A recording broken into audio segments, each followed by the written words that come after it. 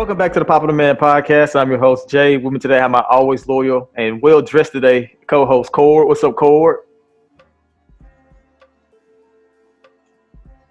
How you doing today? This is wrong show. How you been? Chaos is a ladder. I have my news voice on. Y'all go hear that soon though. Y'all get ready for that. Also joining us today and also well-dressed today, we also have my main man, DeLon. What's up, DeLon? Hi, how are you? And we also have the number one Suns fan in the nation. We have Cam. What's up, Cam? Y'all already know what it is. Suns Nation. What? One of us. I ain't think anybody want to be one of us after this past playoff experience. But anywho, is episode. We free now. Yeah, we free. We gonna talk about it. We free. The doctor is not in the house. Episode 113. You know what we do. We give you our takes on basketball, music, and everything in between.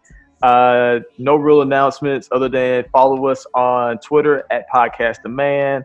If you follow us on all streaming platforms, we're on Apple, Spotify, all that jazz. If you're watching us on YouTube, make sure you like, comment, and subscribe. We would greatly appreciate all of that. But other than that, let's get right into the show. I guess the first thing I want to talk to you about, because Cord already alluded to it, is Doc Rivers is no longer the coach of the Los Angeles Clippers. He was fired shortly after the end of the Western Conference and Eastern Conference Finals by the Clippers. He has now, 72 hours later, he was wined and dined by the 76ers top brass and hired to be the 76ers new head coach. Guys, will Glenn Rivers, will he succeed now that he's back in the East working with a top two big man in the league and Ben Simmons? Not with that roster. I think Doc Rivers was the perfect coach to get for that team because if there's one thing that Doc is good at, is taking a young team with superstars and helping them grow. And for the Philadelphia 76ers, after seeing the constant injuries and the meltdown, I don't see them as a championship team yet, but I think Doc can get them in the right place. And also, with him having Joel Embiid, you don't have to worry about putting in another center that shouldn't be on the court at one time because Embiid gonna be on the court the majority of the time, unless he becomes an Al Horford stand or something. And also, for them to win the championship, that front office, and I also want to see what he gonna do with Tobias Harris again. I believe in Doc. I'm just glad he ain't coaching my team no more. So that's their problem. Big old facts. Tobias Harris had one of the best seasons of his career, which led to him getting that huge contract by the 76ers that following year. I think he was shooting 46% from the field, shooting close to 40% from three, almost 90% he was great. from the free throw line. He was great with the Clippers, was passing out of the pick and roll. Of course, he played a completely different role when he got to the 76ers under Brett Brown. But, with being reunited with Doc, Doc knows how to get the best out of him. Maybe we see that side of Tobias Harris again. Cam, as you may know, Doc Rivers has blown 3-1 leads since becoming a head coach in the NBA, something that no other coach has ever done in the NBA. Despite this, he ends up getting a job with another team that's also been struggling to get out of the second round. Do you think that the 76ers rushed into this? Do you think they should have actually maybe gotten MDA or another coach? What do you think about this move? Well, so before I answer this question, let's back up to the Brooklyn Nets hiring of Steve Nash. And let's back up to some of the comments that were made about him getting the job because he was, probably getting the job because he was white and, him not having credentials and all this stuff like that. So let's kind of nip that in the bud right now. And let's just go out on a limb and say that this, getting hired in the NBA, I won't say that it has nothing to do with race. Race probably plays a part in it. Being black is harder. But, it's going to be hard to do anything when you're black. But to say that Steve Nash got that job because of his privilege is was wrong, and this hiring shows that was wrong. So moving forward and thinking about the question you just asked about Doc Rivers, what was the question? I asked, do you think this was a smart move by the Sixers to bring in a coach who blew a 3-1 lead? Yeah. So I don't. This is the thing. I don't know what the 76ers goals are, but the thing is, the issue that the 76ers have had in the past is that they were still stuck in the trust the process mode to the point where Joel Embiid was still calling himself the process and all this other stuff. So I think that Doc Rivers I think he'll be the right coach to bring in because he's going to be a culture changer. Mike D'Antoni has never won a championship as a head coach. Doc Rivers has. Now, granted, he's had a lot of gas as a head coach, but to show like, okay, I have a ring. I know what it takes to get a championship in the NBA. I know what it takes to do all these things to get you to the next level. I feel like the reason they snatched him off the market so fast is because he's a competent head coach. And honestly, there was going to be nobody else in the market with his credentials. Nope. Yeah. As competent, it's hard to say, especially out of seeing some of the egregious mistakes he made in that Denver series and even in the Dallas series. But I will say that he has the best, the best resume out of all the guys that were available. Especially over D'Antoni. Yeah, especially over D'Antoni. D'Antoni ain't that much better at making adjustments or anything of that nature. And his offensive system didn't really fit the scheme of what his players wouldn't have fit D'Antoni's scheme. So yeah, I think. You go ahead. I was about to say it's interesting because like if your two top choices were Ty Lue and Mike D'Antoni, I would think that you would think longer about Ty Lue before that. But then I feel like they were like, all right, we're gonna get the guy who coached over Ty Lue rather than getting Ty Lue. So I don't know. I just like you also talk about what the 76ers goal is. The 76ers goal, they have two obvious goals right now. One is to get out the second round, which Doc Rivers didn't do in 7 years he was with the Clippers. Two, their other goal would be to win a title, which Doc Rivers hasn't done since 2008. I think those years that the Celtics won. So it's been 12 years since Doc Rivers has won a championship, even though he's the championship coach. And then you have to look at another goal is to make Ben Simmons and Embiid work together. Now that's one thing I think that Doc can succeed in. Doc is pretty clever when it comes to maximizing offenses. The Clippers' offense for 7 years was like top 10 in the league. And a lot of time I thought to myself like, oh, because they got Chris Paul, of course he's going to be like top 10. And but then we lost Chris Paul. Yeah, we lost Blake Griffin. And even in those years where we had Tyron Wallace, I'm blanking on a lot of those guys' names that were playing during those 2 years. We didn't have an all-star. Clippers still had a top 10 offense, with those guys that nobody knew or cared about.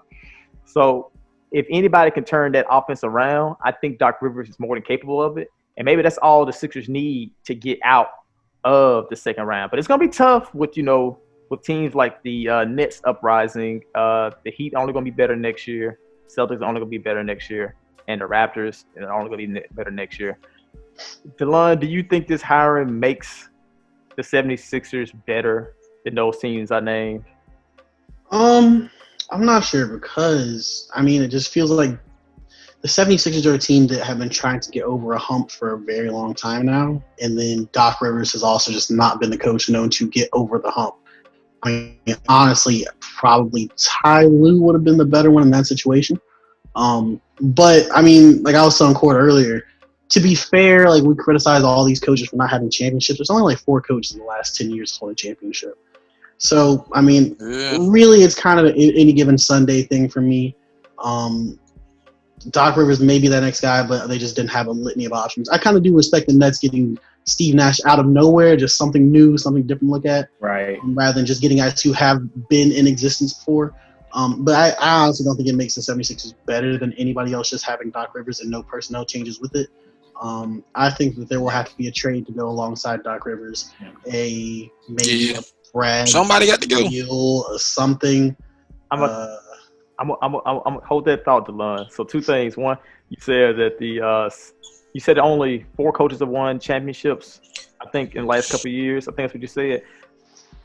I think all time, only 33 different coaches all time have won a championship in the NBA. I think I saw a stat on that. That is very wild.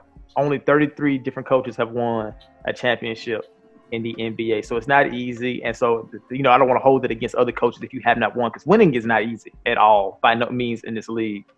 2. Well, go ahead. Go ahead. Go. I was about to say that the times that we hold it against them is when they have the talent to do so and they don't. That's when we hold it against. So when we look at Mike D'Antoni, when they were up 3-2 on the Warriors, they should have gone on to championship. Not saying they should have won a ring, but they had a better chance. They didn't even beat the Warriors. And then you look at the Clippers. Not saying that they should have won the ring those years, but this year was the year to do it. And there were years past where they should have made it to the conference finals and they didn't. So, that's what we criticize. Sold it to Josh Smith. And another point that DeLon made, he said that he liked what they did with the Nets did with Steve Nash. Most of the championships in the last couple of years have been won by a rookie coach or a coach who has not been hired in a long time. Frank Vogel has been. This is his first year as a Lakers coach, about to win a title. Steve Kerr won a title in his first year as a head coach. Ty Lue won a championship. Ty Lue won one in his first year as a head coach. Nick Nurse won a championship in his first year as a new coach. Yeah. Potentially the Clippers coach, if they choose not to go Ty Lue and decide to pull like an assistant from somebody and make them a head coach, or even if like the Nets don't want to win. Chauncey, I'm cool. There's a couple other names, but Chauncey I think would be dope. He has a championship. I think the guys will respect him and such, but it's too hard to say how good you would be at X's and O's and understanding that kind of lineup data and things of that nature. But I think he'd be a good assistant. I think they should bring him as an assistant, if not a head coach. But the 76ers definitely got to make some personnel changes to make this roster fit even more, because even as Doc Rivers is an offensive guru, there's not too much he can do with a broken roster full of big players who can't really shoot. He's going to have to get a couple at least competent guards in there. Some, because like we saw with the Lakers are just manhandling teams because of their size. But at the same time, they still got some competent guards who've shown up in the playoffs. That's what these 76ers need to focus on this offseason, guards. Speaking of personnel changes, DeLon, I got a question for you. I heard there was a potential offer when Doc Rivers came in the door that he was looking at trading Ben Simmons for number 1 overall pick. How would you feel about that? That's one of the few that I would do. Yes, there we go. That's a definite yes. I said a long time ago that the reason why Ben Simmons and Embiid doesn't work is because we know because Embiid wants to be in the paint. He's not that really good of a three-point shooter. So what if you stick Ben with a center that loves shooting threes and actually is good at it? Cat can hang out the three-point line all day long, and Ben can live in the paint all day long. Pick and pop, chef's kiss. Especially with like D'Lo on the court too, sharing the court as well as a spot-up shooter. Also, match made in heaven. I think Malik Beasley. That would be perfect. If I'm the Timberwolves, I'm for sure calling Elton Brand and trying to scam him out of Ben Simmons by giving up that number 1 pick, because that's it. I think Ben Simmons have to trade more than it, right? It's Elton Brand. I don't know. Because if I'm Elton, I'm like, y'all got to give me that number 1 pick and 2 more people. Nah. That Elton Brand ain't that greedy. And I remember we traded Tobias Harris to the 76ers. Tobias Harris was an expiring contract. He might not have even re-signed with the 76ers. Yeah. We got like a first-round pick. We got Shamet. We got Scott. I think we traded Scott to the 76ers. I forgot what else we got. We got a pretty good haul from them. Yeah, Mike Scott. Yeah, like so. Yeah, if I'm the Wolves, I definitely make that move, because whatever player you draft will probably be on par talent at best. At best, might be on par talent-wise with Ben Simmons. You just got to hope Ben Simmons like the code. Well, he already locked up, so it don't matter. He's gonna have to like the code. That's the game. Yeah, it would probably take some more players for the deal to work out, like monetarily. Yeah, but that's a trade I would definitely like to see happen, especially because it would more than likely keep Devin Booker and Phoenix longer too. Maybe you gotta give some of them smaller guard contracts. Melo and Embiid need that. I'm skeptical. I'm gonna say this. I'm gonna wait because Lonzo did turn out what a lot of people thought he was gonna be. A lot of people. So we all kind of question if his offenses go transfer. It's like, well, LaMelo, we know this go transfer. It's just the defense. So it's like opposites. We're gonna see. Yeah. What's the next step for the Clippers now that they have gotten rid of Doc Rivers? You kind of alluded to it. Do y'all think that Ty Lue is just what they should do? Do you think that's who they should pick up, assign? Me personally, I like Ty Lue, but if I'm him, I'm going to New Orleans. I want like if I'm him, I want a fresh new start. Like remember when he was in Cleveland and LeBron left, and he was like, "Oh, I finally get the opportunity to coach the team from the start," and they was like, "Nah, you fired." 6 games. So even though I would like to have him on the Clippers, I just feel like if I'm him, I'm going to New Orleans because if you go to the Clippers and it don't work out, you losing your job. Whereas in New Orleans, you having opportunities, just like Doc. You will basically be the coach for the next 5 to 6 years, unless something just terrible happens. Whereas with the Clippers, you on borrowed time. He'd have a chance to make mistakes too. And you get a superstar like Zion. You have a chance to make mistakes. You have the chance to grow as a coach with your team. With the Clippers, your margin for error is a lot smaller. So you got to be perfect, But it depends if that's what you want to do. Like, I can go get a ring right now. So, do I want to do that? Yeah. Or do I want to, to go to, the Pelicans and maybe work towards something, building something like that in the future? I know he says in the past that he wanted to do something like that. Like, he wanted to mold a team in his image, a young team. I mean, the Clippers aren't that old. There's some young guys on that team. So he still has the opportunity to build. We can trade some old people. Yeah, he still have a chance to build that team in his image because the Clippers didn't have a real offensive system. They didn't have a real way of playing. Like how LeBron has to play a certain way, the space and pace type style of him driving, kicking. The Clippers, like with Kawhi and ISO ball, they don't really play a specific way. They could be malleable. PG could run off screens and pin down, curls and things of that nature. And Kawhi, he's Swiss Army knife. He played within the Spurs and within the Raptors systems, and then he played with the Clippers, and he's been just as good in all three. So I think he could still mold that Clippers team into the team he wants them to be, and he wouldn't have to worry about being forced to make them play a certain way. I'm high on Ty Lue. I wasn't always, but after reviewing a lot of stuff about his past, I realized he's pretty good at making adjustments. I think he's a pretty good offensive coach, drawing up plays and sets. I don't know. Defensively, he just had to get a good coach on the defensive side to help him with that, which you got Rex Callman and a couple other guys I think he could bring in. I think Ty Lue is a fine pick for the Clippers as long as he was not co-signing those dumbass decisions. And that's the only problem with bringing him in. So there was a piece that came out about Doc Rivers. It's something we haven't brought up. The piece talked about how him and the front office were disagreeing. Where back in like January or February, the front office was telling Doc Rivers, "Hey, Zubac is the better center. Our team badly needs rebounding and shot blocking. Zubac gives us both of those. We don't need to trade for another guy like that. Just play him more." And they say that Doc Rivers refused those wishes by the front office. They say that Doc Rivers then maintained to his staff and those in private that he thought Montrezl Harrell was a better player than Ivica Zubac. So Zubac continued to play only like 18 minutes, 16 minutes a game, all postseason, all regular season. Didn't play a fourth quarter. He had to rely on Zubac in the playoffs because Zoo was food, and then Zoo wasn't even ready because he wasn't used to playing 30 minutes a night. Get to the Denver series, Montrezl Harrell's getting demolished by Jokic. We end up blowing a 3-1 lead, in part because of the fact that Montrezl Harrell was just a sieve on defense. With that being said, he lost his job for a six-man. For a six-man a year. That's one thing about Doc Rivers. He always falls in love with a certain player on the roster that probably shouldn't be on the court. It was Jamal Crawford in the past. It was Paul Pierce after that. Yep. It was Avery Bradley, who he refused to bench no matter how bad he was. He had to be traded away. And then it was Montrezl Harrell. So, yeah, I don't know who that's going to be on the 76ers. I got to go look at the roster. Probably somebody who's just very bad all the time. And he'll get probably Furkan or something like that. Somebody who just seems like they're helpful, but they actually are very detrimental to the team. So for Al Horford at the forward and Embiid again. I can't wait. If Doc Rivers was telling his staff that I think Montrezl Harrell is better, and Ty Lue was sitting there saying, "Yeah, I agree. I don't know what the front office talking about. Get that nigga out of here. He don't need to be on the team. Get him out of here. You get a brand new coach. I mean, if it's not him, I don't want Steph Van Gundy. I don't want Stan Van Gundy. I don't want.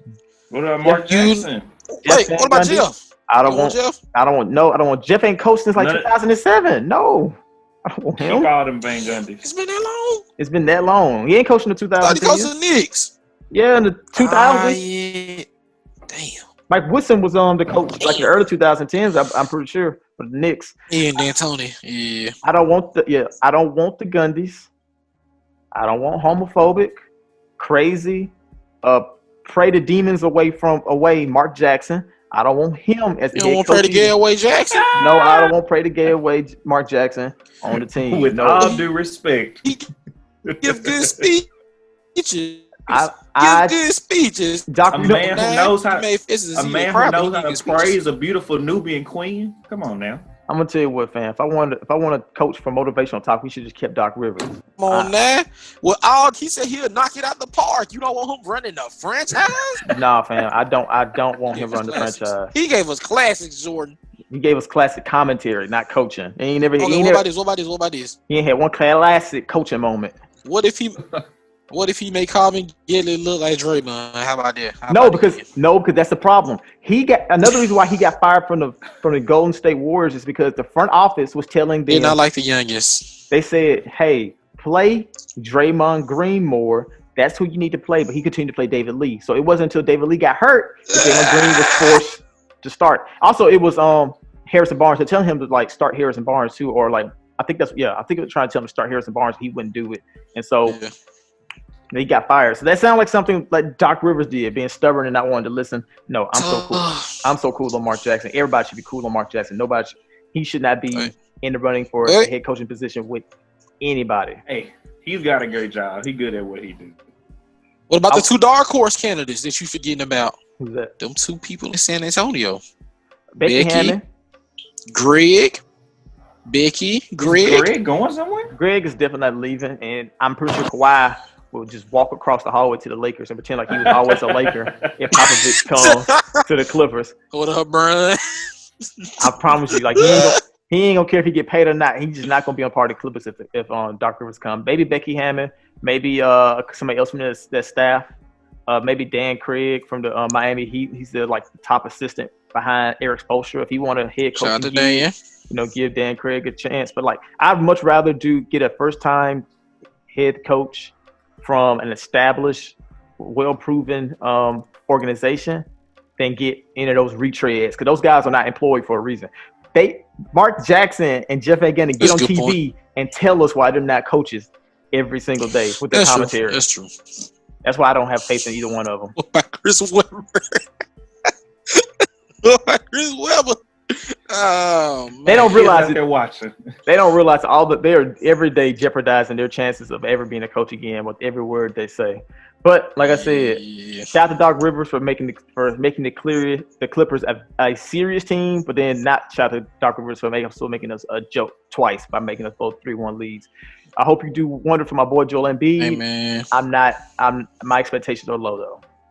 # black man employed. I say V. Stiviano should be the coach. She done led us through dark times. Big facts. We wouldn't be here without her. It's facts. Moving God on. bless them. Moving on to the first music topic of the day. It was a jam-packed week in music. We had a lot of big releases. We had Savage Mode 2, 21 Savage, and Metro Boomin. YG dropped an album. I don't know what the name of it is. Yeah, he did. I can't remember the name of it. Did not know that. Crazy again, Brazy again. I've been Brazy for a while. Brazy. Those are all good titles, Delon. I don't know why they didn't have you in the room when they picked it, but I don't think any of those were right. And It's Close enough. The title of the album is My Life 400. yeah, there we go. No, you Could have been better. You should take Delon's advice. And then there is Where's the Sunshine? I think that's the name of West Side Guns album. Is it that? Something to Sunshine. I don't remember. So those were the big releases that came out this week. Guys, what did you listen to first? What have you listened to the most? I ain't gonna lie to you. I've been bumping this Savage Mode. Morgan Freeman really snapped. Morgan Freeman snapped on that album. Mississippi Legend. Shout out to him. Man, I was listening to that album. They got Morgan Freeman cussing. I was like, what? Morgan Freeman's using profane language? 21 Savage. How much they come? I wonder how much they pay for that. I ain't gonna lie though. I'm gonna say this. After listening to this album and the last 21 Savage Metro Boomin project. I forgot what it was. The one where it was like him, Gunna, Travis Scott. It was all of them, and then it was Metro Boomin's album. Hero something. Yeah. Not all heroes wear capes. Yeah, there. Between that and listening to this, like, yeah, I know we had a conversation a while ago about like artists who are like are consistent and can hold a consistent project. Not a consistent project, but like can show consistency. It's really hard to do. I feel like 21 Savage is in that category. Like he's really been putting out some quality music and some quality content. Not even consistency. I think 21 Savage is improving because he went from somebody I absolutely could not listen to at all to somebody I chuckle and like smirk and like, oh, that's I see what you did there kind of guy. Like I didn't like 21 Savage music at all when Issa first came out, but I did enjoy Savage Mode. Yeah, I did enjoy Savage Mode too. Listening to it, that's what I've listened to first. That's what I've listened to the most because I've listened to the other releases. I am impressed by Metro Boomin's production. He really laced 21 Savage here. I'm also impressed with the different directions 21 Savage went with. He had like a love song record with Drake, but it wasn't really a love song record because he was still being very much him. He had a couple of more soft-spoken records too, but he was still, every once in a while he reminds you like, hold on, I'm 21 Savage on the track. That's more toward the latter end of the album, those last two tracks. Love the Mini Men sample towards the end of the song Mini Men. I enjoyed. It was a lot of fun to listen to. 21 Savage is a joy. I didn't listen to West Side Gun album yet because I still feel like I hadn't played Pray for Paris enough. So I'm just not ready to listen to two more West Side Gun albums. I ain't listened to the last West Side Gun album. I'm still stuck on Pray for Paris. DeLon, what did you listen to most? What do you listen to first? So the first thing I listened to was the Young Bryson Tiller. Well, no, it wasn't. So the first thing I actually listened to, I played 3 songs off of West Side Gun because I was cleaning yesterday. So Thursday night, I'm gonna save 21 Savage and Bryson Tiller until I'm in my bag. So I first played a couple songs off the West Side. It was the exact same album he's released. So I went to the whole Griselda posse cuts. I'm so tired of the West Side Gun. It's just West Side Gun fatigue. That didn't even make it to the second posse cut. I was like, let me listen to this. Let me listen to the Black Thought. Let me listen to the Busta Rhymes. And I'm out. So I did that. Next, I was like, how else can I stall before I listen to 21 Savage and Bryson Tiller? Alchemist dropped an album. Like the Alchemist album. Went through all of that. Pretty good.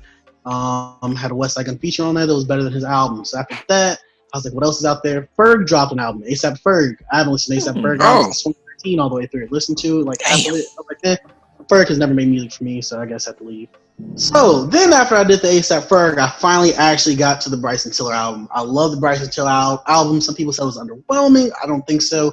I think he fixed a lot of his problems where he actually came with things to say that weren't just like, I made it, as well as cutting down from the last album, like 11 tracks. Really made a big difference. So then I went to 21 Savage album. Love that album as well. I liked the length of that one. It was a little bit longer than the Bryson Tiller. I appreciated that. The Drake song on the 21 Savage might have been better than the Drake song on the Bryson Tiller. However, I'm probably just going to listen to the Bryson Tiller for the future, not the 21 Savage. That being said, Alchemist had the third best album after giving YG a spin as well. So you said Alchemist had the third best album. You said what was number 1 and 2 for you? Bryson Tiller and Bryson Tiller, Savage, then Alchemist, and then anything, and then A$AP Ferg, and then YG. Respectfully, I've never really enjoyed Bryson Tiller's music. I take that back. I enjoyed Trap Soul. It was fun. I was not one of those people who's calling it a cult classic. And then I forgot. I don't have a single clue what that second album was called. Everybody was so hyped for it, and everybody was woefully. That was a disappointing album. I'm not gonna lie to you. Now, I don't know anybody who said they enjoyed it or even thought it was decent. Most people say I just did not like it. It was disappointing. And so with that being said, I'm like, okay, well, he's pretty much lost all his steam because he left us on a bad note and he disappeared for years. He's pretty much done. And then the anniversary comes up. Not a lot of people are actually talking about or hyping up the release. I might be wrong. The first week numbers might prove me wrong, but it just seemed like it had a lot of buzz around its name. And even now when it released, it doesn't seem like it's the topic of conversation as much as what 21 Savage album is in this moment. I don't know. I'm gonna say this. I'm gonna take no, definitely. It's not gonna sell like YG. Well, it's not gonna do worse than YG. The R&B guy never beats the rap guy on release date. Well, Never happens. but I'm curious though. Like, will it even do better than YG album? 'Cause I feel like they both had around the same buzz, which isn't a lot or next to any. But I think it actually had more than YG. I'm sure because Corey didn't even know there was a YG album. He didn't even realize that. I did not. So Did not. I probably after playing 21 Savage, I'm probably gonna move on to Westside Gun, and then I'll probably check out Bryson Tiller next. Cord, who'd you listen to first? Who you have listened to the most, if any of them? If you got to any of them yet? Yeah, I listened to Ishka Bibbles off West Son God. I mean, Westside Gun. I said West Son God. Westside Gun. You know what I'm talking about. That guy. I listen to Ishka Bibbles. I like Ishka Bibbles. Anytime he got a song Black Thought, I gotta check it out. I gotta salute it. And I really been rocking with that Megan Thug song. The beat go crazy. Meg Snap, Thug Snap. I need more songs from the two of them. Guess what? You ain't heard it, and I love the video. You feel me? The bag. The video looks crazy good. Corey, did you know it's the checkerboard floor? Elvis Haim, Alice in Wonderland. Dun dun dun. Illuminati talk. Yeah, man. Illuminati. What's old buddy on the Twitter? Larry what? Larry Johnson. Larry Johnson. I know you're talking about. Yeah, Larry Johnson. I'm saying, I'm telling you, have you seen Larry Johnson tweets lately? Dun dun dun. Hey. Like the former NBA player? The former NFL. You ain't never seen his tweets? Former NFL player. Okay, he's a top 5 worst human. He is a top 5 worst human. He has spent he just spent like the past year or some time saying that Meg so she Illuminati. And now she got the checkerboard floor, so you know he had the career breakdance if I ain't killed him already. Yeah, I'm about to say, let me see, can I find him?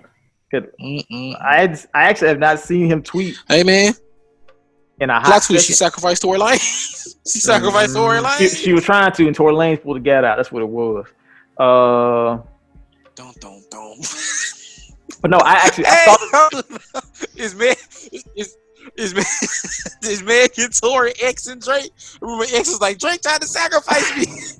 Man, RP Jase. Oh man, Giant Wilson. RP tried to sacrifice him. I don't even know to go after that. I think this is real. No, Cole, I don't think it's real. I watched the Meg video. I watched like a minute and a half. Because remember when Ski Mask was saying X is trying to sacrifice him too? Like everybody just throwing like sacrifice rumors at each other. It's just everybody trying to form a pentagram around the other first. It's facts. But no, I don't believe in that. But yeah, I enjoyed the little bit I heard of Meg's song and Thug Part. I really love Thug Part on Savage Mode 2, by the way. He killed it. Yeah. That was a great feature. That boy don't miss. But yeah, that's all the releases, guys. Who? Oh wait, I forgot. I have been listening to Only for Dolphins though by that Brunson drop last week. I wasn't here last week, so I didn't get a chance to talk about it. I completely forgot that Bronson dropped the album. Who produced? I know you always talk about you like when he's produced by Party Supplies. Did he do it? It is no Party Supplies. Not Party Supplies. No Party Supplies. Make sure y'all stream Action Bronson. Yeah, man. Blue Chip. He said Blue. When he dropped Blue Chip 7000, he said that was it. I missed them two working together for multiple songs, but I don't think we ever get it again. I wonder if it's just like he just wanted to do something different, or if it's like something else is the reason why they're not working together. But yeah, make sure I stream Action Bronson, stream Meg Thee Stallion, keep supporting that young black woman. Make sure you guys stream Savage Mode 2. Make sure you guys check out Westside Gun. Do what you want with that YG. Oh, we gonna sacrifice you. Cool. No, we're not gonna sacrifice anybody. We're not going because see, Corey, now you got that on the record. So what if we blow it tomorrow? What happens? Hey, we blow it tomorrow. If somebody died, we had nothing to do with it. They gonna be like, man, we ain't seen that John fellow in months. What he been? All right, moving on to the next topic. We'll talk to you guys about Kyrie Irving and Kevin Durant. KD launched a brand new podcast. I think it's called Etc. And on it, his first episode, he had Kyrie Irving, and the two guys talked about their careers and their feelings and how they what they project what happened next season together. Kyrie Irving made a comment that had the Twitterverse talking, and also got some sports media talking, where he said that this is the first time where he looks to somebody else on his team and thinks to himself, "Oh, they can make that same shot as me. Like they can take that last shot, that game-tying, game-winning, send us to overtime shot as me. This is the first time in my career I got somebody like that on my team," which made a lot of people mad because who has Kyrie Irving played with? Well, none other than LeBron James. Matthew Dellavedova. Oh. J.R. Smith, the hand guard. Yeah, he had played with J.R. Smith, Marcus D. Smart, but most importantly, he's played with LeBron James. Marcus D. Smart, who is one of the best players of all time, if he isn't the best player of all time. Yeah. LeBron fans end up pulling the numbers. And Kyrie Irving has actually field goal percentage actually lower than LeBron's in the fourth quarter, and LeBron has actually hit more game time. He's 2 for 3. Come on, now. He's 2 for 3. Don't do that. No, I'm talking about the whole fourth quarter. In fourth quarter, okay.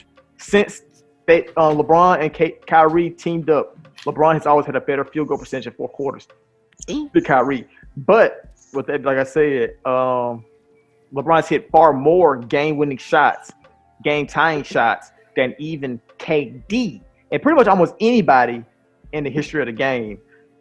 Guys, even though I told you those numbers, is Kyrie Irving wrong? Is Kyrie Irving right? Do y'all understand where he was coming from? I feel like this is really a dig at LeBron because he later got on Twitter and said that I would just like. That if I wanted to, he said if I want to address somebody, I'll say their name specifically, even though what he said obviously applies to people. Like I don't know what he meant by that, but you know what he meant. He said, and also he got on IG Live later on. He said, "Yeah, I was trying to put us against each other and all that stuff." But do you guys? I didn't see that. Yeah, he got. I on didn't IG get a Live. chance to watch that. Yeah, he got on before the NBA Finals came on. But do you guys think that Kyrie was trying to be shady? Do you think he didn't mean no harm, and if you do, you think he's right?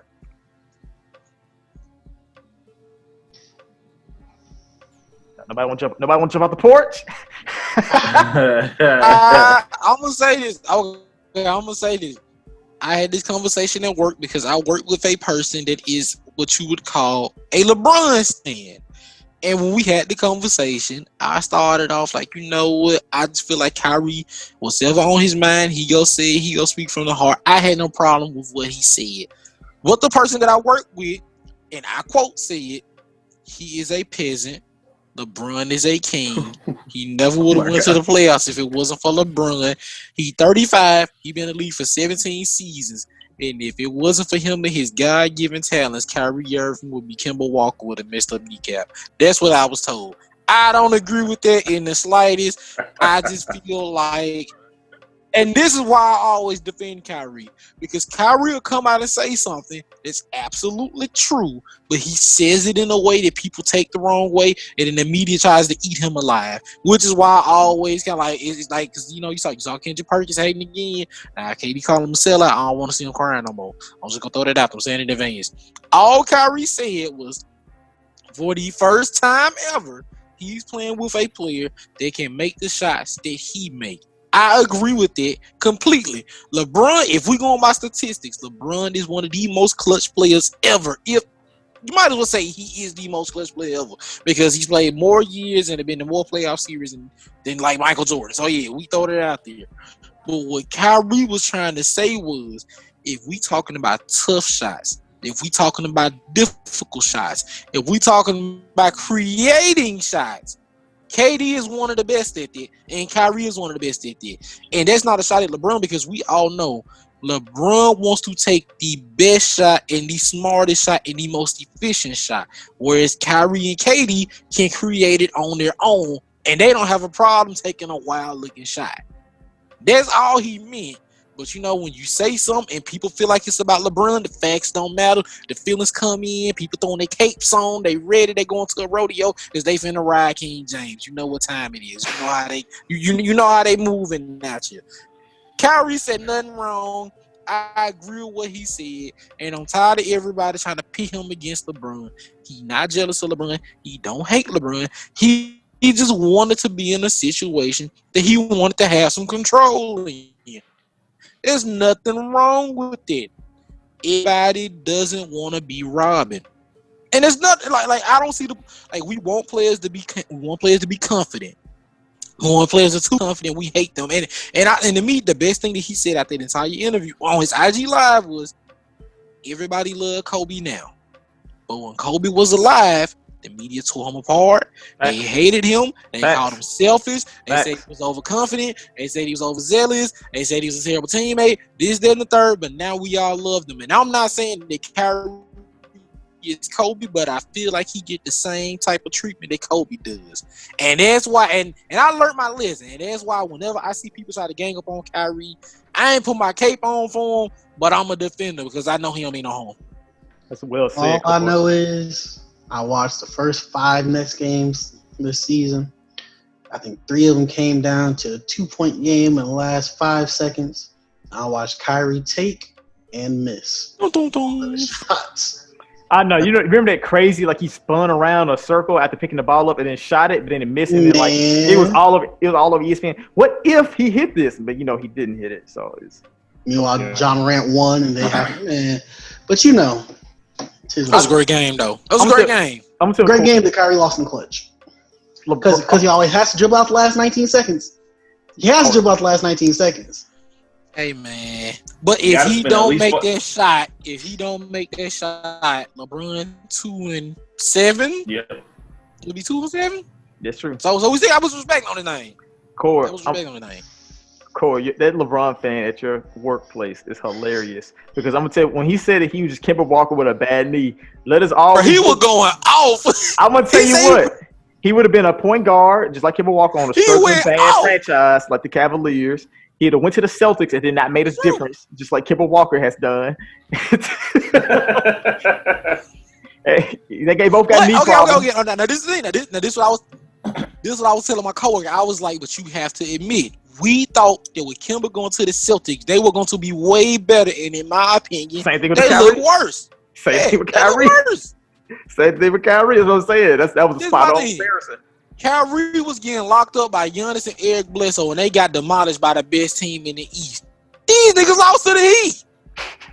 They lost to the Heat. Like, come on. Everybody lost to the Heat. I mean, though, you're right. I mean, Lakers ain't losing. I'm just gonna throw that out there. Yeah, we're gonna talk about that too. Okay, so it's time for fact or fiction. They got 80 looking like Jesus, but it's time for fact or fiction, where I'm gonna say a statement. I want y'all to tell me if this is fact or fiction. The duo of Kyrie Irving and Kevin Durant will be better than the duo of Kyrie Irving and LeBron James. Fact or fiction? Fiction. Big fiction. Man, I don't know how KD. I don't know how KD is. It like I'm KD ACL. We don't know how he Achilles. Achilles. Yeah, Achilles. Yeah. Well, yeah.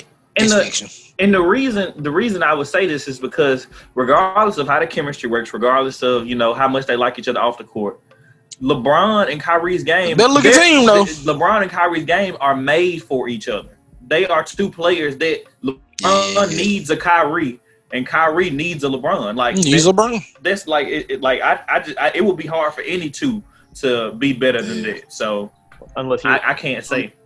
Unless we're seeing with AD and LeBron, I say AD and LeBron is better than Kyrie and LeBron. Well, yeah. But like I said, that's hard. You say fiction because which one was? I'm gonna say LeBron and Kyrie are gonna be better because two things alarmed me a lot about Kyrie and KD. KD has shown that he could be the best player on the team, but at that point he'll just be like, I'm just going to get my buckets and go home, not necessarily be that leader.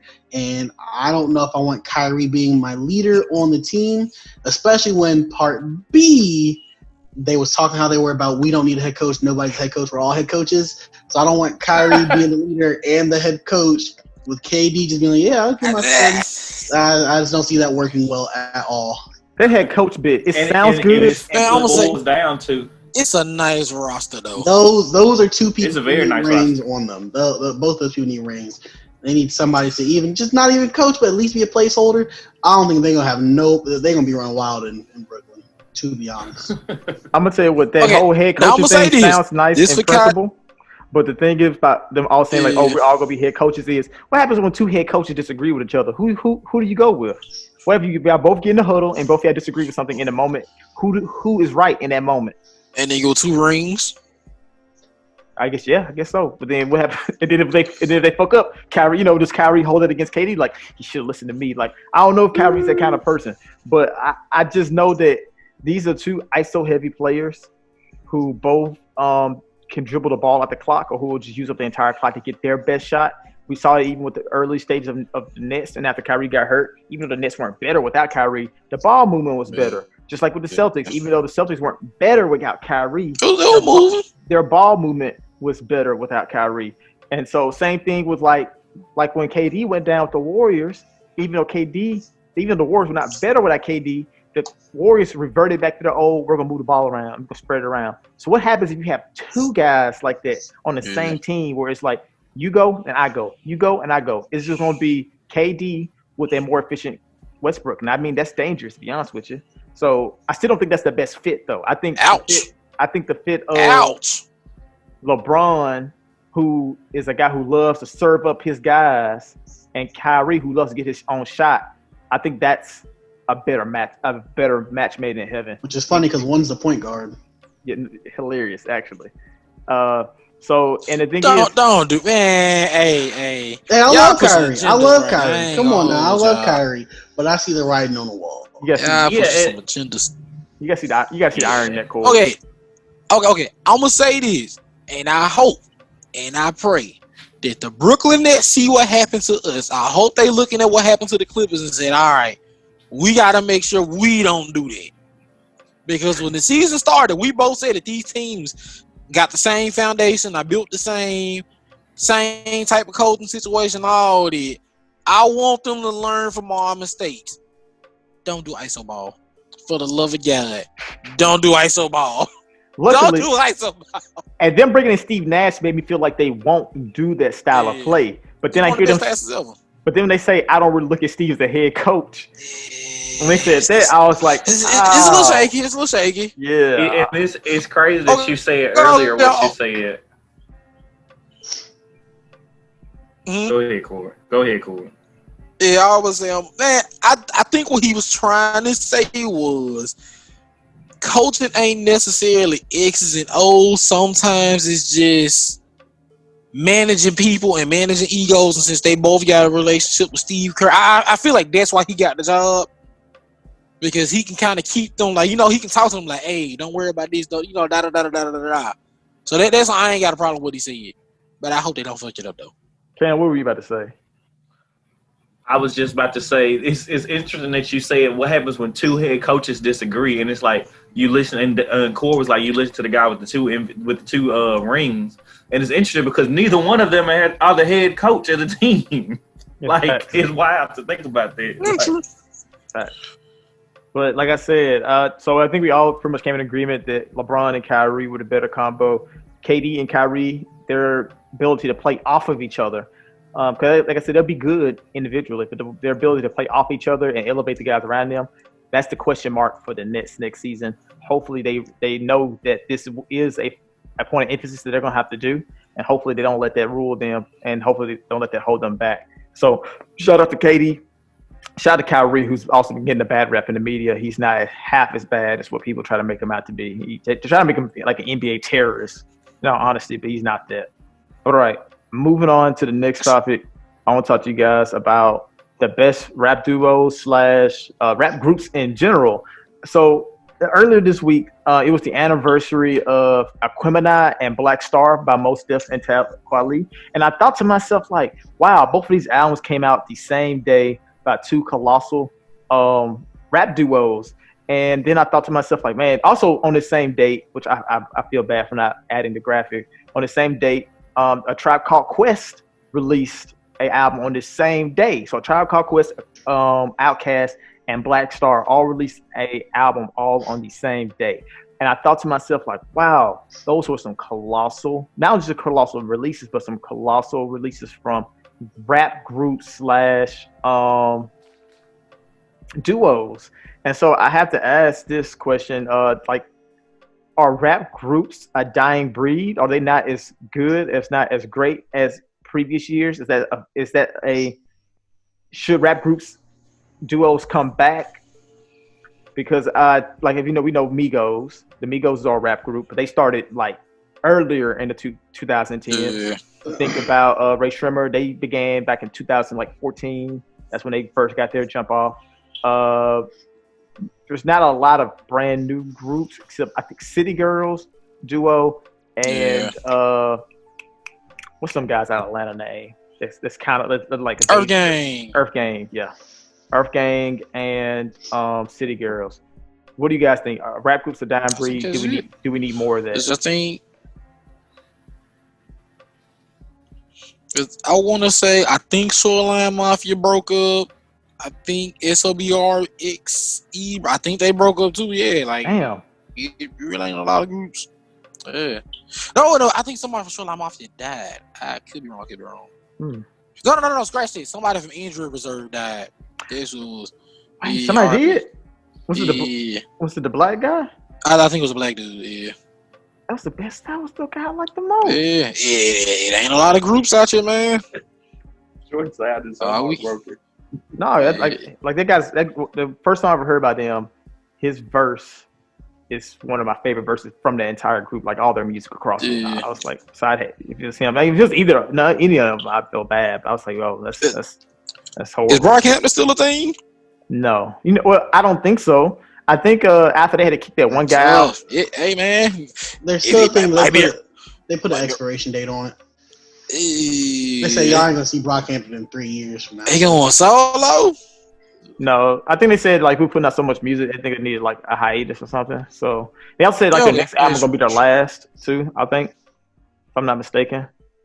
So I think about 4 years. My thing with rap groups and duos, honestly, I think it's a couple of things. One, there's both too much and too little money going around. Absolutely. To be with a group, because we see all these like regionally successful groups that as soon as they hit some mainstream success, they want to break up because there's money arguing and all that kind of stuff.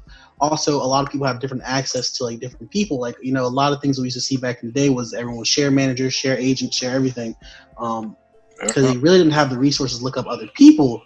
But that being said, now everybody can Google somebody. Someone's always trying to break somebody up. We had Ray Shrimmer. People have been trying to break up Ray Shrimmer since the beginning. I'm telling you, it's kind of tough to fight. Go ahead, Court. I'm saying Sway Lee had one good hook by himself, and everybody was like, "Oh, solo," and I was like, "Yeah, it's kind of tough to fight ego and temptation, especially with people who are so young." But then another thing is a lot of rap groups were people who completed each other and complemented each other well, and would make up for people's weaknesses. It was kind of like a puzzle piece kind of match. Nowadays, we don't necessarily care about rap groups' individual performances and their weaknesses. We just want the music, we want the energy. So there's really no need for someone to come in and be that complementary piece. For example, like the Migos, they all have basically the same skill set. We don't really need someone in there to like come and do something better for like rapping's sake. That's kind of like a lot of the groups nowadays. Everyone kind of does the same thing and raps the same, has the same flow. Similar. And that's like one of the best things about Outkast. They were two completely different types of rapping, but they matched together so well. Because like, even like Earth Gang, to your point, they rap very similarly. So much to the point that I don't even take the time out to try to figure out, is this Doc? Who is who? Yeah, if this is Doc or Venus rapping, I don't even take the time out because it's just so similar that I don't really care to that point. Even like Brockhampton, like I didn't ever feel the individuality. It was crazy. They were such a unique-ish group. Not really unique. They borrow a lot from Odd Future. But even the fact that they have like this, their whole style is like, oh, look how edgy and different we are. I never really got that invested in anyone's like actual rapping performance. They all just like, they all kind of rap the same. The one dude that was different, they kicked him out. Exactly. Which he did. I'm blanking on why he got kicked out, but I do remember thinking to himself like they had to get him out of here for sure. I can't remember what it was. Feel free to remind me. He was He was in DMs, and Did he like beat somebody? he was kind of like a Trey Songz type situation, but forceful. Oh, and you really couldn't let that fly in Brockhampton because they was like the if you like hip hop but you don't like social justice hip hop, so yeah, they really had to get him up out of that. It was bad for the brand. It was bad for the brand. Bad for the brand. Yeah. So was that Kevin Abstract? That wasn't him, was it? No, Kevin Abstract's leader. It was Amir. No.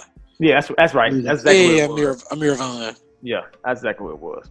But yeah, I agree with all your points, Stallone. I just think it's too much money, too little money going around to be in a rap group. And most of the time, too many people in the same group do too much of the same thing for it to even matter. To be honest with you, I'll say this: and City Girls is probably a little different. I think it's more so that JT just a lot better than the other girl, and that's why people just talk about her. Man, what? Because I never heard it.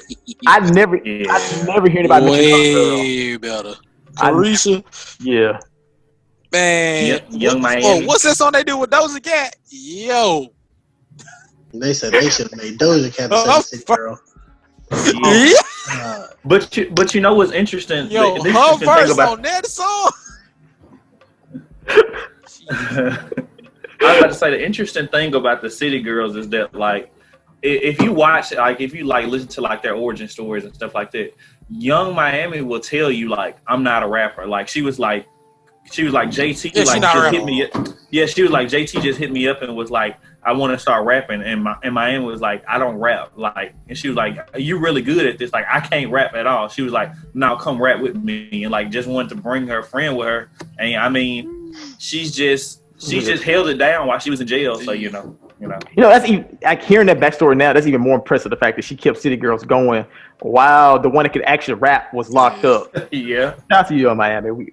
No, I'm sorry for disrespect. That's hard. No, she still can't rap though. Hey, that is hard, but them verses is not hard. Rapping is hard for her. But I mean, the thing is like, why they just won't get Yachty the right? Bro, all they gotta do is get Yachty right for them again. Maybe Yachty got other things he want to do for her. You ever thought about that? Maybe he got other aspirations.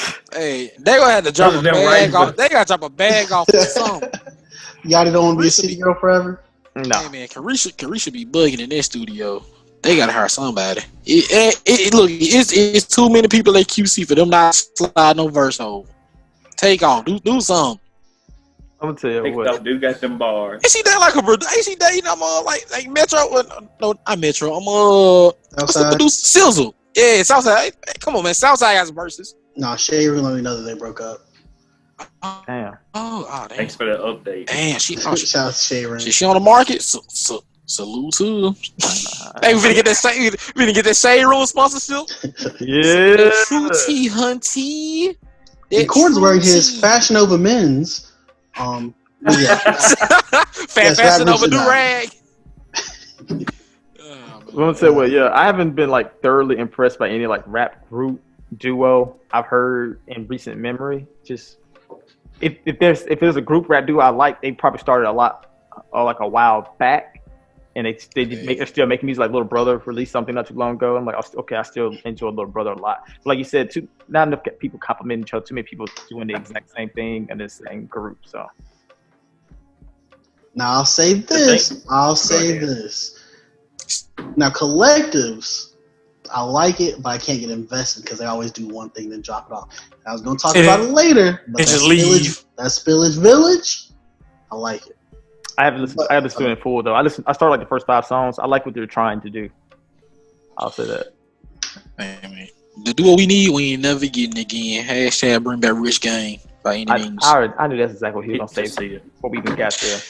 It's been so long. I really miss the two of them together, fam. I think the anniversary just passed recently too. Like the anniversary of the Rich Gang album dropping. Rich Homie Quan really fucked up.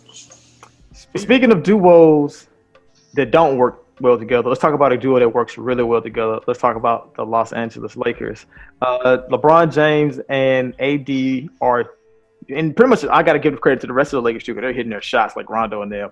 They are demolishing the Miami Heat in the finals, so much to the point that these games hadn't even been close. Like, I think that Miami got close to being up like 30, 35 points, close to 40 points, I think, in the first game. This past game, they got up to like 20-ish, close to 30 points up on the Heat again before the Heat brought it back down, almost won the game. Well, not almost won the game. They almost made it respectable.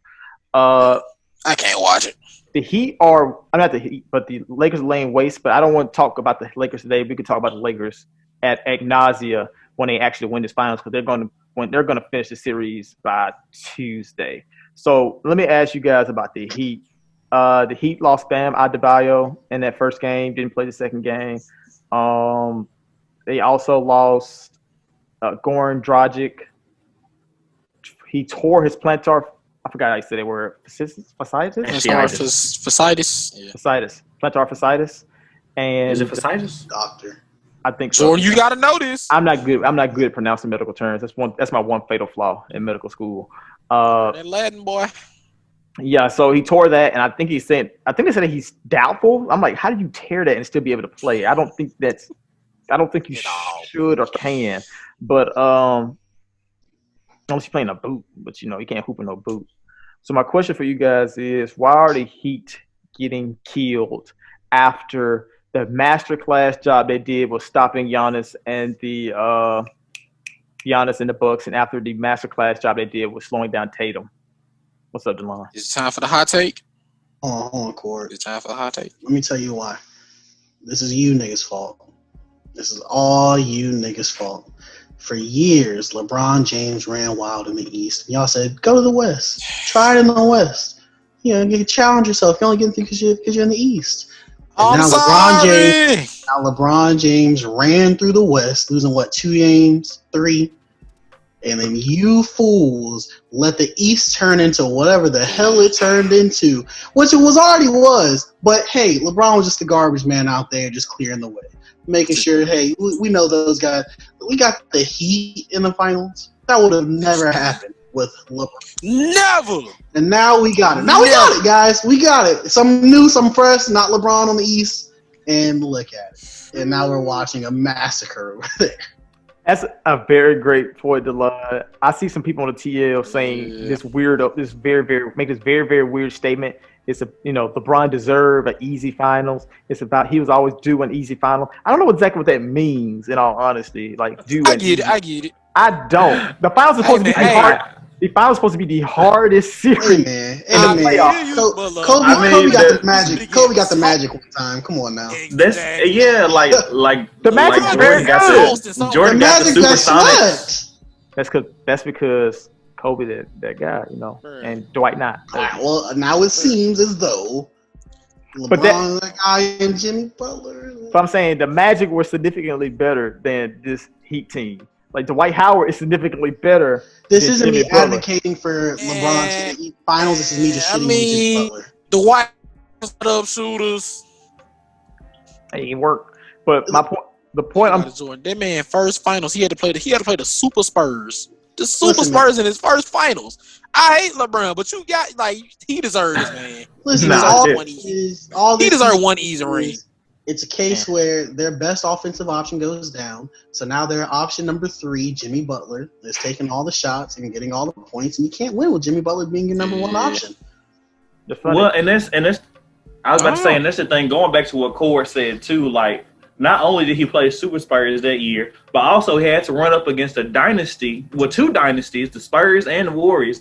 And the time that he could have beaten the Warriors, 2 of his superstars got hurt. It's just the basketball guys giving him what it deserves. Didn't have to run to the Clippers. He deserved it. Got a big rest in the middle of the season. Didn't have to run to the Bucks. Didn't have to play Celtics. Just the basketball guys smiling down on him and saying, "All right, we tired. I don't believe in that, man. You know who else had to run into the Warriors? Everybody in the damn West. Like, that's the thing about it. He ain't the only one that played against them. Like, that's why I don't believe in that. I mean, not us, because Doc Rivers was terrible at his job. Yeah, like. That's why I don't really. He's the only one who's constantly getting killed, and people only want to bring up 3 and 6 because of this. But the point I was going to get to, like, piggybacking off of DeLon, is that LeBron. It's about time LeBron had this. The reason LeBron finally gets this is because the East was so easy the best teams were always in the West. So even though he would mop the floor with them teams in the East, the best team was always on the other side of the bracket. But he came to the West and he actually won the better side. So now he gets the easy finals because he's playing against the Eastern champ who's like a joke, which is kind of like I see. He was when he was beating those weak teams and then getting mopped by the Western team. I see the technique. It was either LeBron said I can either go to the finals in the East and be iffy on winning, or I can go to the finals in the West, easily win, or I can get beat in the West before I get to the finals, and no one adds on to my loss record in the finals. That's fact. And it was a win-win-win situation. It is. My coworker had an extremely hot take, and as crazy as it sounds, I agree with him a little bit.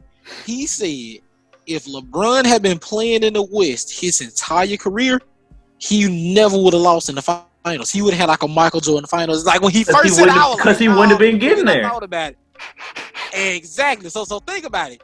Every time LeBron would have made it out the West, he would have got a ring automatically. Exactly. Like imagine if in some reversal world, LeBron went to Denver and Melo went to Cleveland. Every time Denver would have went to the finals, it would have been a wrap. Every single time. The only problem with that, now he probably wouldn't have got 6, but he would have got like 4 or 5. I don't know. Maybe. Cause like I said, that team, like he been bumping into the Spurs every single year. Yeah. He would have to deal with Kobe in those early 2010s. And his team wouldn't have nothing to do with his finals record. Wouldn't have nothing to do with his finals record. Wait, exactly. But so think about it. And that's how people want to talk about. If he made it to the finals, automatic ring. And that's why he kept comparing to Michael Jordan. He was like, bro, Michael Jordan played like 14, 15 seasons. He only went to 6 finals. So if LeBron would have been at him, I'm really pushing this nigga LeBron agenda right now. But if LeBron would have been in the West, every time he went to the finals, it would have been an instant chip. And the thing about the West is, let's see what happened to the Clippers. Maybe he wouldn't have had to play the Spurs or the Lakers because some other team would have killed them and knocked them off. Because that's what make the West so crazy. You never know. So think about it. This year, he probably would have lost to the Clippers. But the Nuggets knocked us off. So let's say he would have had to play against the Lakers, and I don't know, Dirk and the Mavericks knocked Kobe off. Then he would have been like, oh, I get to play the Mavericks in the Western Conference Finals. Or let's say the KD, Russell Westbrook, James Harden Thunder knocked the Lakers off. Oh, I ain't got to play Kobe again? Another trip to the finals. Or the Mike Conley Grizzlies knocked the Spurs off. Oh, I'm getting them out the way. So think about it. He would have had it. Bro, he would have been playing the Atlanta Hawks in the finals. He would have been playing the Chicago Bulls in the finals. He would have been playing the Toronto Raptors like 3 times in the finals. D Rose would still be D Rose. Before we go any further, I think it's real important that we get to the point where we stop saying the Clippers would have beat the Lakers in the playoffs because he wasn't going to play Zubac against Anthony Davis. Cool. No, he wasn't. We just got to realize that. Even Anthony Davis versus Montrezl Harrell. True that. I think it's time for us as a family to come to agreement that. Not even just that, but the way that Anthony Davis is playing, because I want to give credit to him. I want to have a bigger, broader conversation about him after the finals. I feel like he's going to get finals MVP. I didn't think he would, but I think he play now. And if he gets it, I want to have a broader conversation about Anthony Davis after the playoffs is over. But I will say this right now. If we face the Lakers in the next round, even if Doc made the proper adjustments and got us to the Western Conference Final in like 5 or 6 games like we're supposed to get in there, I still think that the Lakers would have won for the simple fact that AD struggled against us in the regular season because we kept him out the paint. Even Montrezl Harrell was able to keep him out the paint. But he would settle for jumpers. Anthony Davis killing them jumpers. He's hitting like 56% of his mid-range shots. Now he went from 35% in the regular season to 56% in the playoffs. You aren't beating that. Mid-range king. You just aren't mid-range king. Yeah, he's a mid-range king of the playoffs this year. Like you aren't beating that. So yeah, I agree with DeLon. We do need to retire that little phrase. Shouldn't be saying it. Leave that to Skip Bayless. He can say it all day, all night. But the Lakers would have beaten the Clippers if we had actually gotten to the Western Conference Finals. And AD, it breaks my heart to say this, but you are in fact that girl. He is that girl. All playoffs. The first person has been that girl. The first years. Person. All year I've been saying AD ain't that girl. AD has proven me wrong. That nigga is that girl. Great statement. So it's interesting, and I guess this is the conversation that we'll have later. What is going to do for LeBron's legacy if AD wins this Finals MVP and not him? Now this where my agenda come in right here, because see, the dude I work with is a Laker fan. You know, he kind of upset because like he be like, yeah, we winning. But AD got 36. I'd be like, oh, AD got 36. So does that mean that LeBron James won't get 3 Finals MVPs on 3 teams? But see, I'm gonna tell you what it is. You LeBron fans ain't no Laker fans. They LeBron fans. They don't care about the Lakers getting to the championship. They trying to push that LeBron over Jordan agenda. And if AD get this ring, you can't push that agenda. So shout out to AD for being that girl. It makes it a lot harder to push that agenda if LeBron doesn't win that Finals MVP. Because Jordan got all 6 of his. All of them. Dennis Robinson got one. But before you go, Don, let me tell Lauren, before you go, let me tell y'all how much I've been kind of analyzing this. So I was watching the end of the game, and at the end of the game was over, and there was probably a couple of seconds left on the clock, and the Lakers were up like 12. And there was a shot that LeBron definitely didn't have to take, but AD had 32 and LeBron had 31, and LeBron took the layup and he ended up with 33 and AD ended up with 32. And I was like, I wonder if that was like conscious, like I wonder if he did that on purpose or like I don't know, but it's like it's gonna be really hard for like LeBron fans to push that narrative if he doesn't win the MVP this year. At the very least, LeBron know it. At the very least, LeBron not winning the Finals MVP. At least, like if he isn't already for a lot of people, it should cement him as number 2 over pretty much everybody else. The fact that he got his 4th ring, he's all the other accomplishments he had. Because even like Magic and Kareem when they were playing together, even they weren't like Finals MVP every time they played. Even like Kobe and Shaq, they weren't Finals MVP every time they played. Like, because one of the other guys got it. So the only guy who ever had that distinct honor of every time he won, he was the best player on his team, was Michael Jordan. And so you can't if he doesn't win Finals MVP, I don't see how you can use this championship as a way to say, see, I told y'all Braun was better. But of course, if you don't, people still will do that. Could it be like year 17, things of that nature.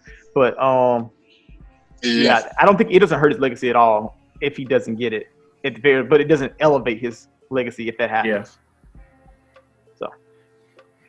But I was hoping there was a lot more Jimmy Butler shit talk this segment, but it's okay. No, it's fine. Oh no. We can do that.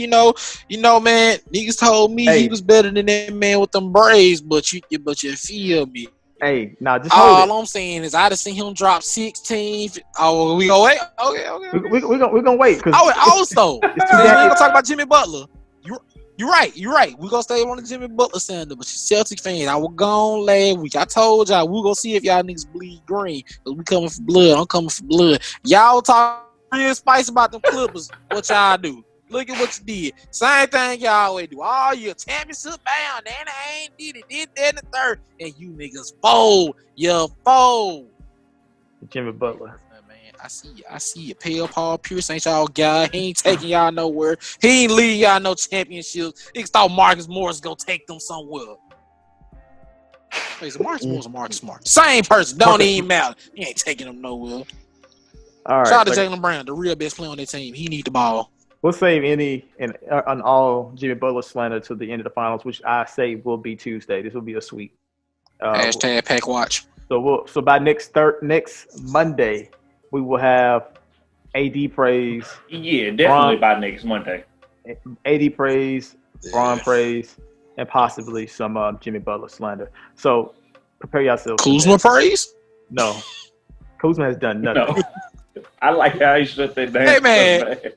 Hey, actually, it's another agenda we got to push. Is Danny Green the luckiest player in NBA history? Because that nigga just be walking in the rings. Somebody said on Twitter he's the worst starter on a championship team in history. And I'd have to agree because he does absolutely nothing at all. Like, the worst starter who gets starter minutes because he actually does nothing when he's on the court. Hey. And he still, they still win as if if he don't get 8 threes in one of these next 2 games, this entire season was a wash for him. Like, I need him to have just like one of them legendary 3-point games so everybody can be like, oh, it all worked out. Listen, and then he's making like $15 million too. I tuned into game 2. The first thing I saw was Danny Green get a chase down block. I was like, Danny. And in the next 15 minutes, he did absolutely nothing. That's hilarious. Oh, man. And Jaquez ain't here, so I'm gonna push his agenda. Shout out to that boy DN Waiters. I always knew he's gonna get a ring before his career ended. I just hate that Cleveland traded him, even though it was Kyrie fault, but we ain't gonna blame Kyrie because on Team Kyrie Day, so we ain't gonna talk about it. But shout out to Deion Waiters, he deserved this. And Dwight. He was getting a ring regardless. He was in Miami. Right, now I'm gonna say what the Miami Heat, knowing their culture, they were definitely not going to give him a ring for doing nothing. that ain't the Miami Heat way. Pat Riley was not gonna make that happen. No, Jimmy Butler was going to forcibly tear that thing off his finger if they gave it to him. But I think I got Deion Waiters in that fight. We'll go on. Philly cheese. We got one last topic left. Is then we're gonna get out of here. September has some pretty big releases. We got an NBA YoungBoy album. Big Sean finally gave us Detroit 2, West Side Gun, YG, all those guys. Guys, what have you been listening to in the month of September? Let me know before we close it out. Dolphins. By Action Bronson. Okay. Hey, Jelon, what have you been primarily listening to this month? Detroit 2 got a couple more spins, but I will say my month was mostly dominated by that Village album. I will say this, and I will maintain this. JID always has his best performances when he isn't the focal point of the show, when he can come in and steal it, when he can come in and play assist man. He is the best number 2 or quasi 1 in rap right now. I like that take a lot. I think what I've been listening to the most, I've actually been getting my playlist bag. I've been making a gym workout working out playlist, and it's dominated by Griselda, Conway, Westside Benny, Freddie Gibbs. That's what that entire playlist is. I've been listening. Then I have just more playlist I play when I study. It's more like Thundercat, the Free Nationals, just a lot of more soothing vibes. In terms of projects I've listened to all month long, probably the only one I've revisited on Anderson .Paak's Yes Lord. But other than that, there hasn't been an album I think this month that's just stuck with me. I'm I'm gonna just play this out all month long in September. So September wasn't a month for an album for me or for new music. I enjoyed it, but it wasn't nothing here that I was I gotta play this again and again. No, Jordan, you definitely told me you would spend that little tech of that. Nah, man, I don't know who that is. I'm in my old Ebro bag. I'm in my old mate. Definitely say you spend. I don't know who that is. It's okay. I'll let you live. You ain't listening to the kids. I don't know who that is. Cam, what have you been listening to lately? What you been bumping on them AirPods? Definitely, I'm gonna say YoungBoy. Definitely enjoyed that album. Not as great as some of his past albums, but needed that YoungBoy in my life. Listen to some of that gangster music. It's facts. I don't think ever say that sentence again. I don't. Don't ever say that sentence again. But just think about what you said, Cam. Just think about what you said. Just think about what you said. That murder music. Cam said I needed a little YoungBoy in my life. Move on, Cam. Whoa! Whoa! On the serious tip, Paternal bars. I don't think anybody needs more NBA YoungBoy in their life. That's that's straight chaos. Did y'all see where somebody said a baby with Floyd Mayweather and NBA YoungBoy's genes is a threat to society? Yeah, that's a demon spawn. Pray for all women. It's Cam, it's interesting you say that because every time I hear somebody talk about a new YoungBoy release, it keeps being, it ain't his best, or it's been the last 3. It's the last 3 albums. Well, it's living off AI YoungBoy 2 or AI YoungBoy, whatever the frick AI YoungBoy. That was just, it was just such a good project. It's hard to top it. It was 4 years ago. It was not. Was it last year? It was a year. It was last year. Man. Hey, I'm gonna say this. He just drops music every 2 months. I'm gonna say that is the only full YoungBoy project. Every time I listen half a project, I'm this ain't AI YoungBoy 2, and I cut it off. Do you think he will ever get back to the quality on AI Youngboy 2? Will he ever make a project as great Yes, as AI Youngboy? as soon as he gets out of jail. I'm gonna say maybe this. not. Hot take time. I think there might be a classic for him. I'm not gonna hold y'all. There might, like, if we ranking Youngboy project, that I mean, yeah, I think that might be a classic project. maybe you're right. It might be a classic. I ain't gonna hold you. 1 for 100 Yeah, ain't I'm bad trying at to all. help y'all realize. I'm just trying to help y'all realize. Also, I want to bring this up. Sorry.